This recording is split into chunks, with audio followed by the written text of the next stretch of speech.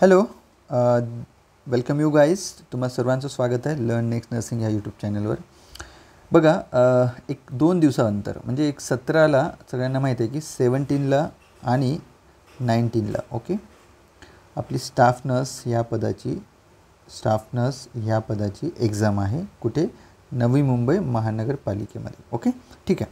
हे जे एक्झाम आहे अक्रॉस द महाराष्ट्र वेगवेगळ्या एक्झाम सेंटरवर घेण्यात येणार आहे. ओके, हे बघा, इथे 3 शिफ्टमध्ये एक्झाम आहे आणि इथे 3 शिफ्टमध्ये एक्झाम आहे. ओके, म्हणजे सकाळची, दुपारची आणि संध्याकाळची. ओके, 3 शिफ्टमध्ये एक्झाम आहे. म्हणजे टोटल तुमच्या 6 शिफ्टमध्ये एक्झाम होणार आहे. ओके, ज्यावेळी शिफ्ट वाटतात त्यावेळी तेव्हा नॉर्मलायझेशन नावाचा एक प्रकार येतो. तर लक्षात ठेवा, ज्यावेळी मॅक्सिमम 1 2 3 4 5 6 शिफ्ट येतात त्यावेळी नॉर्मलायझेशन भरपूर मार्क्स खालती आणि वरती होतात. ओके, आय डोंट नो कुठल्या शिफ्टचा पेपर कसा असेल. ओके, तुमचं एवढंच काम आहे, जेव्हा तुम्ही पेपरला जाणार मॅक्सिमम तुम्ही करेक्ट करून या. मॅक्सिमम असं जेव्हा पेपर सोडवताना तुमच्या लक्षात ठेवा तुम्ही की बाबा नॉर्मलायझेशन होणार आहे आणि नॉर्मलायझेशनमध्ये आपले मार्क कमी नाही आले पाहिजे. ओके, लक्षात ठेवा. ओके, सो लक्षात ठेवायचं तुम्हाला की याच्यामध्ये निगेटिव्ह तर आहेच नाही. ओके, सगळेच पदं, कुठलेही पदं असो. ओके, मी असं नाही म्हणत की फक्त स्टाफ नर्स, कुठलेही पदं असो इथे निगेटिव्ह नाही आहे.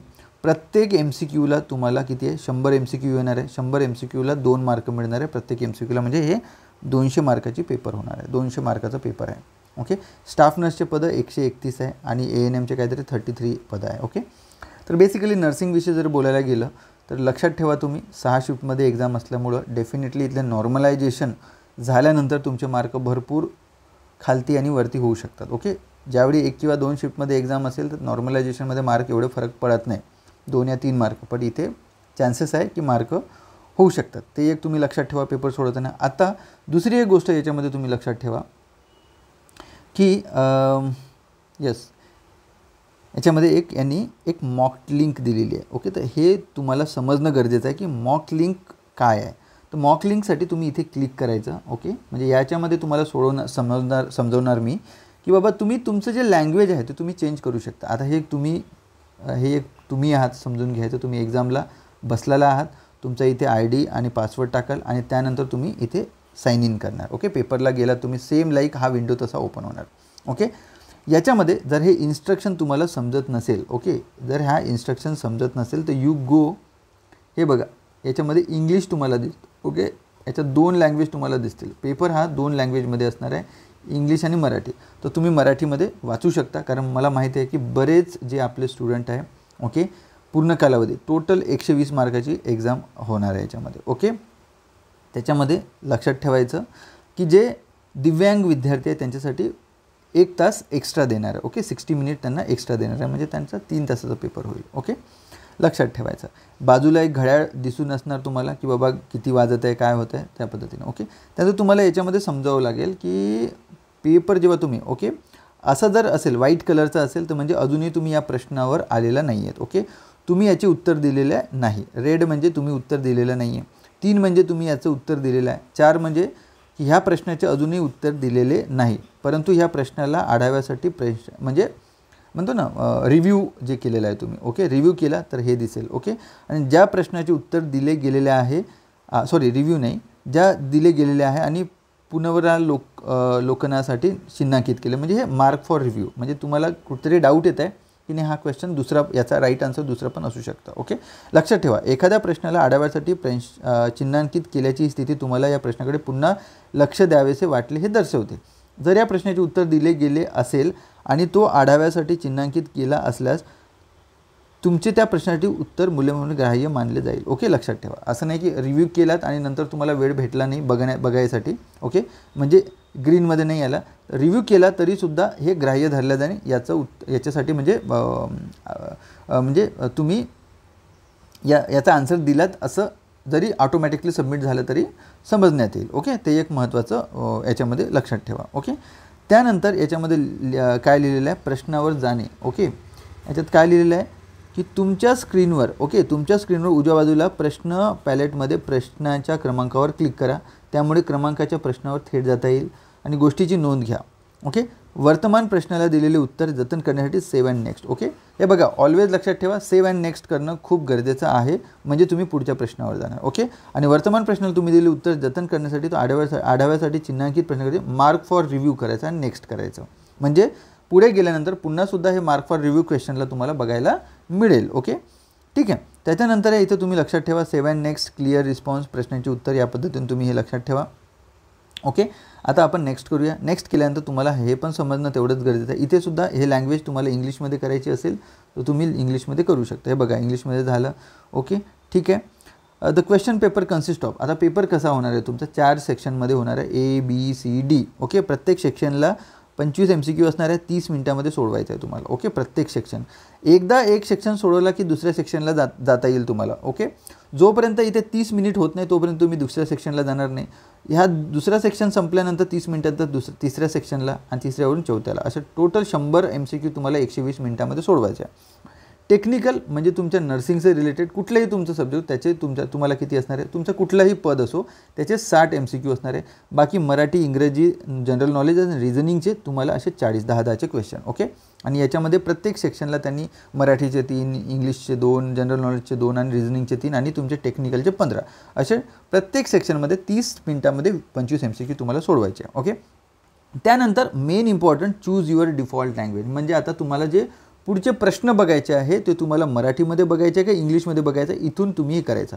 आणि तुम्हाला सांगतो हा जो आहे तुम्ही डायरेक्टली इंग्लिशमधूनच सोडवायचं. लक्षात ठेवा, ऑलवेज तुम्ही सिलेक्ट इंग्लिश करायचा. कारण काय आहे की जर समजा मराठी आणि इंग्लिशमध्ये बऱ्याच MCQचे जे मिनिंग्स आहेत ते डिफरन्स पडतात. ओके, आणि अशावेळी जर मराठी आणि याच्यामध्ये जर काही डाऊट असेल तर ते इंग्लिशच्या व्हर्जनचंच ते लोक फायनल कन्सिडरेशन करणार आहे. That is very important.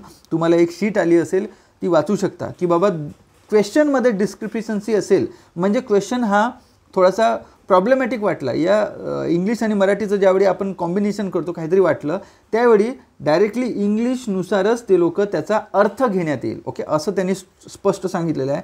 तुम्हाला सांगतोय की तुम्ही हा क्वेश्चन इंग्लिशमध्येच घ्यायचा.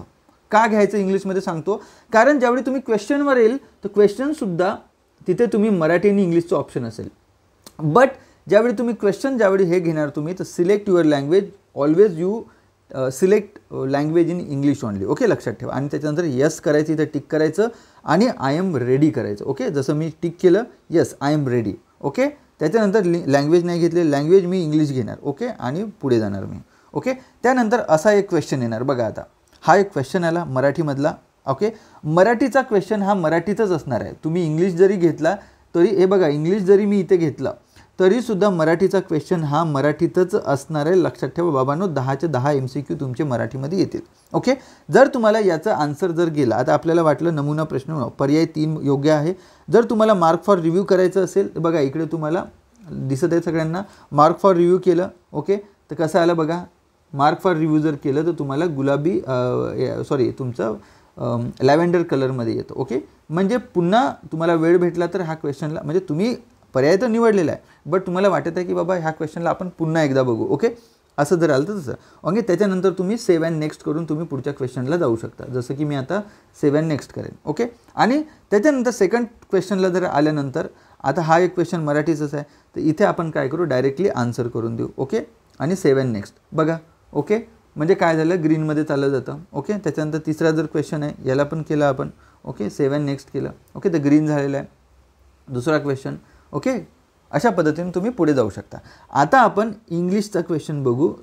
तुमच्या टेक्निकल सब्जेक्टला गेलो. ओके, आता टेक्निकल सब्जेक्टला गेलं, मला माहिती आहे इथेच प्रॉब्लेम येणार तुम्हाला. इथे काय होणार की तुम्हाला एखादा, बरेच GNMचे स्टुडंट आहेत ओके, की ANM करून त्यांनी GNM केलेलं आहे, यांना थोडंसं प्रॉब्लेम जातं इंग्लिश आणि मराठीमध्ये, ते यांना पाहिजे मराठीमध्ये. तर यावेळी प्रत्येक क्वेश्चनला सुद्धा तुम्ही मराठी आणि इंग्रजीमध्ये कन्वर्ट करून बघू शकता. जसं आता हा इंग्लिशमध्ये क्वेश्चन आहे, हे बघा इंग्लिशमध्ये, आता मी मराठीमध्ये करतो बघा, मराठीमध्ये क्लिअर केलं आहे, मराठीत आलेला आहे. ओके, सो तो तुमचा नर्सिंगचा जो क्वेश्चन आहे किंवा तुमचा रिझनिंगचा क्वेश्चन आहे, तुमचा जनरल नॉलेजचा क्वेश्चन आहे, ओके, याला तुम्ही डेफिनेटली तुम्ही मराठीमध्ये कन्वर्ट करून बघू शकता. ओके, मराठी फक्त मराठीत असेल, बाकीचे जे क्वेश्चन्स असेल ते दोन्हीही लँग्वेजमध्ये असेल. तर तुम्हाला जर मराठीमध्ये जर त्याचा विचार बघायचा, बट उत्तर देताना, आन्सर देताना you always give answer in English. Okay, very important, इंग्लिशमध्येच तुम्ही उत्तर द्या. बट तुम्हाला बघायचं आहे की बाबा याचा अर्थ मराठीत काय होत आहे, तर डेफिनेटली तुम्ही व्ह्यू करा मराठीमध्ये आणि क्वेश्चन नीट वाचा. ओके, त्याच्यानंतर त्याचा आन्सर द्या आणि सेव्ह अँड नेक्स्ट करा. ओके, बघा प्रत्येक क्वेश्चनच्या पुढे तुम्ही व्ह्यू करू शकता. त्याला मराठीमध्ये इंग्लिशचा क्वेश्चन हा मराठीमध्ये, या मराठीचा क्वेश्चन हा इंग्लिशमध्ये तुम्ही कन्वर्ट करून बघू शकता. फक्त आणि फक्त जे मराठी आहे, मराठीत जे ग्रामर आहे ते मे बी इंग्लिशमध्ये होणार नाही. बाकी सगळं जे आहे English, general knowledge, reasoning, technical subject हे मराठी आणि इंग्रजीमध्ये तुम्ही कन्वर्ट करून बघू शकता. आणि शेवटी तुम्ही काय करायचं, यस आपोआप तुमचा पेपर हा सबमिट होऊन जाणार. ओके, अशा पद्धतीनं save and next, save and next या पद्धतीनं तुमचा पेपर हा 15 जे MCQs आहे असे तुमचे सेव्ह होतील आणि पेपर मग शेवटी ओके झालं सबमिट करायचा. ओके, अशा पद्धतीनं खाली इकडे सबमिट येऊन जातो, पेपर आपोआप सबमिट होणार. Okay, that is very important concept, तुमच्या सगळ्यांसाठी खूप महत्त्वाचा कन्सेप्ट होता म्हणून तुम्हाला सांगितलं. ओके, तर बघा नवी मुंबई महानगरपालिकेचं टाईम बाउंडेड असणार आहे, तुम्हाला सगळं समजावून सांगितलेलं आहे मी. अशा पद्धतीचे MCQ असणार आहे. सो टेन्शन घेऊ नका, उद्या जायचं पेपरला. ओके, पेपर व्यवस्थित सोडवा. ओके, निगेटिव्ह नाही आहे, सगळे MCQ राईट करून या तुम्ही. ओके, तुमच्यासाठी एक महत्त्वाची टिप, थोडंसं दिमाग लावून पेपर सोडवा. जर तुम्हाला MCQ येतच नसेल बट तुम्हाला टिक करायचं आहे, काहीतरी अक्कड बक्कड बंबेबो करून यायचं नाही. तुम्हाला काहीतरी एलिमिनेशन पॅटर्न जो आहे, एलिमिनेशन पॅटर्न तुम्ही यूज करा, MCQ सॉल्व करा. ओके, सोबतच जे GK आहे, GK इज वास्ट. ओके, मागच्या 6 महिन्याचं अजून 2 दिवस आहे, 6 महिन्याचं एखादं बुक स्टॉलमधून बुक घ्या तुम्ही. ओके, बुक स्टॉलमधून बुक घ्या आणि ते बुक घेऊन 6 महिन्याचं जे GK करंट अफेअर्स आहे ते वाचून घ्या. मराठी, इंग्रजी आणि बाकीचं रिजनिंग, टेक्निकल सब्जेक्ट तुमचं तयारी झाली असेल अशी मी आशा करतो. सोबतच लवकरच KDMC कल्याण डोंबिवली महानगरपालिकेची सुद्धा एक्झाम होणार आहे. मे बी ऑगस्टच्या एंडला और सप्टेंबरला आपल्याला बघायला मिळेल.